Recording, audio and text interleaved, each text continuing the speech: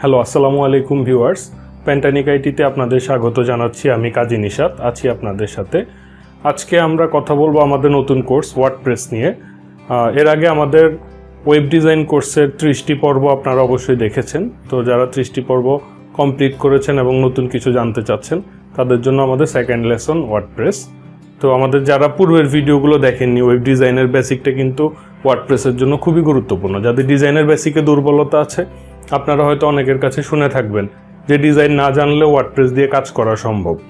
এটা সত্যি যে কাজ করা সম্ভব, কিন্তু খুব প্রফেশনালি যখন আপনি ওয়েব ডেভেলপমেন্টটাকে পেশা হিসেবে নিতে যাবেন তখন আপনার ডিজাইনের স্কিল বাধ্যতামূলক, এবং সেটা থাকলে আপনারা ডেভেলপমেন্ট লেভেলে গিয়ে ডিজাইনিংটাকে নিজের মতো করে সাজিয়ে নিতে পারবেন, বুঝতে পারবেন।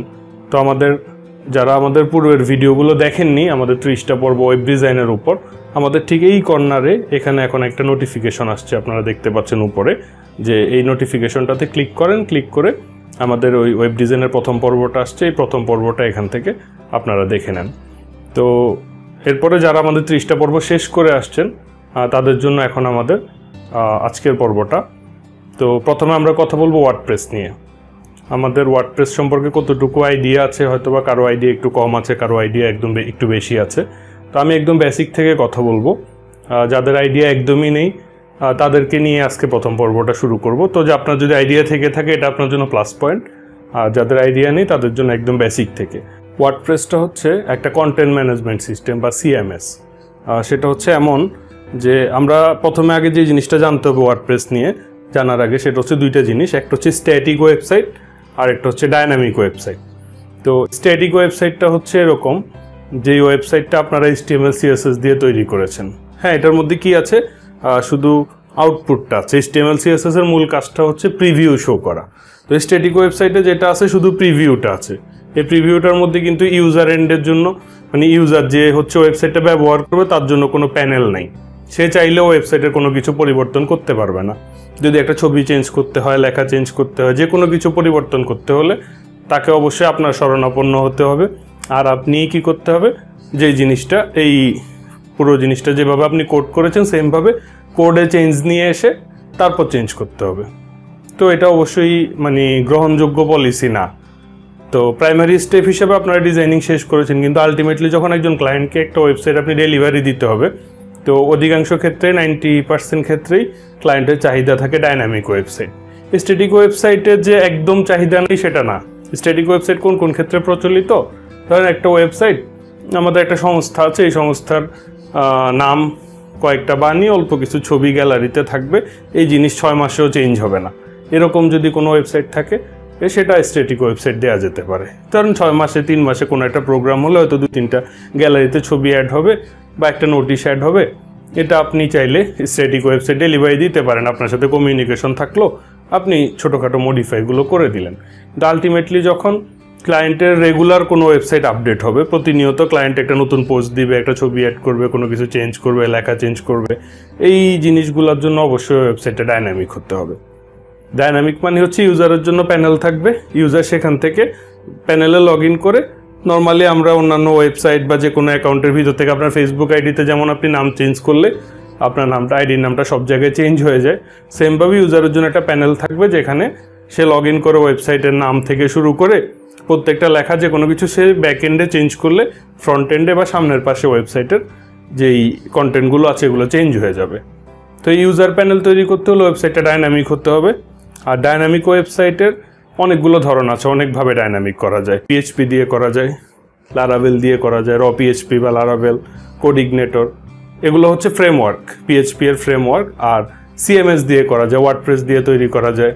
তারপর আমরা যদি ই-কমার্স করতে চাই তাহলে সেক্ষেত্রে শপিফাই আছে, ওপেন কার্ট আছে, জেন কার্ট আছে, এরকম অনেকগুলো CMS আছে যেগুলো দিয়ে আমরা চাইলে আমাদের ওয়েবসাইটটাকে ডায়নামিক করতে পারি।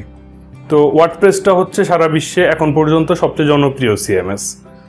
সারা বিশ্বে এখন পর্যন্ত যতগুলো ওয়েবসাইট আছে তার মধ্যে একটা বড় অংশই কিন্তু তৈরি করা হয়েছে ওয়ার্ডপ্রেস দিয়ে। এখন আমরা যে কাজটা করব, ওয়ার্ডপ্রেসের প্রথম বেসিক জিনিসগুলো শিখব, যে ওয়ার্ডপ্রেস কীভাবে ইনস্টল করতে হয়, ওয়ার্ডপ্রেসের কী কী সেটিং আছে, পোস্ট কীভাবে করতে হয়, পেজ কীভাবে তৈরি করতে হয়, মেনু কীভাবে সেট আপ করতে হয়, হ্যাঁ, তারপরে ছোটোখাটো সেটিংগুলো যা যা আছে এই জিনিসগুলো শিখে প্রথমে আমরা একটা বেসিক ওয়ার্ডপ্রেস কোর্স কমপ্লিট করব। তো এটা যে কয় পর্ব হবে আপনারা এই কোর্সটা কমপ্লিট করবেন। বেসিক ওয়ার্ডপ্রেস কোর্সটা শেষ করার পরে আমরা যেটা করব সেটা হচ্ছে থিম ডেভেলপমেন্ট। বেসিক কোর্সে আমরা যেটা কি করব, রেডি একটা ওয়ার্ডপ্রেস থিম নিয়ে এসে ইনস্টল করে সেটা দিয়ে কাজ করব।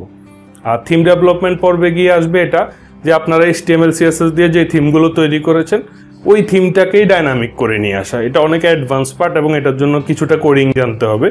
তো এটার জন্য বেসিক কিছুটা PHP কোডিং জানতে হবে। যেইটুকু PHP কোডিং জানতে হবে সেটা আমিই শেখাবো আপনাদেরকে।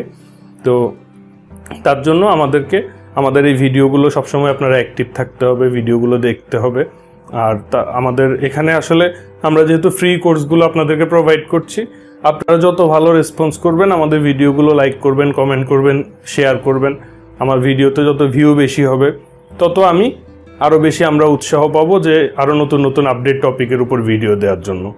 তো প্যান্টানিক আইটি সর্বোচ্চ পরিমাণ আপনাদেরকে আপডেট ভিডিওগুলো সবসময় প্রোভাইড করে যাবে। আর আপনাদের কাছ থেকে আমাদের এক্সপেকটেশন হচ্ছে শুধুমাত্র আপনারা আমাদের ফেসবুক পেজ, ইউটিউব চ্যানেল এগুলোতে অ্যাক্টিভ থাকবেন। আর হচ্ছে মানে শেয়ার করতে কোনো কার্পণ্য করবেন না, যে আমি জিনিসটা শিখলাম, আমার ফ্রেন্ড শিখলে আমার কি ভ্যালু কমে যাবে কিনা, এই জিনিসগুলো শেখার ক্ষেত্রে কোনো ধরনের কার্পণ্য করা যাবে না। আপনি শেয়ার করলে আপনার ফ্রেন্ডরা জানলো, পরিচিতরা জানলো, এতে করে আপনার দ্বারা আরও কেউ উপকৃত হতে পারে, এই জিনিসটাও আপনারা চিন্তা করবেন। ওয়ার্ডপ্রেস দুইভাবে আমরা কাজ করে আপনাদেরকে দেখাবো। একটা হচ্ছে কম্পিউটারকে সার্ভার বানিয়ে তার ভিতরে ওয়ার্ডপ্রেস ইনস্টল করে দেখাবো। আর আরেকটা হচ্ছে ডাইরেক্ট লাইভ সার্ভার, যেটা মানে ক্লাউডস যে সার্ভার আছে ওই সার্ভার ইনস্টল করে একদম সরাসরি একটা ওয়েবসাইট, একটা ডোমেইন হোস্টিংয়ের আন্ডারে হোস্ট করে দেখাবো। তো দুইটা সিস্টেমই আপনাদের জানা থাকবে। আর এটার জন্য মোটামুটি আমাদের যে টুলসগুলো আছে সেগুলো আমরা দেখাবো, আপনাদেরকে প্রোভাইড করব। আর আপনাদের নিজেদের প্র্যাকটিসের জন্য আপনারা আপনাদের কম্পিউটারকে সার্ভার বানিয়ে লোকাল হোস্টে ইউজ করে প্র্যাকটিস করতে পারবেন। আর যদি লাইভে প্র্যাকটিস করতে চান সেক্ষেত্রে আপনাদেরকে একটা ডোমেইন হোস্টিং কিনে নিতে হবে। আর ডোমেইন হোস্টিং আপনারা আমাদের সাথে যোগাযোগ করলে আমরা খুব ভালো স্পিডে সবচেয়ে বেটার কোয়ালিটি ডোমেইন হোস্টিং আপনাদেরকে প্রোভাইড করতে পারবো।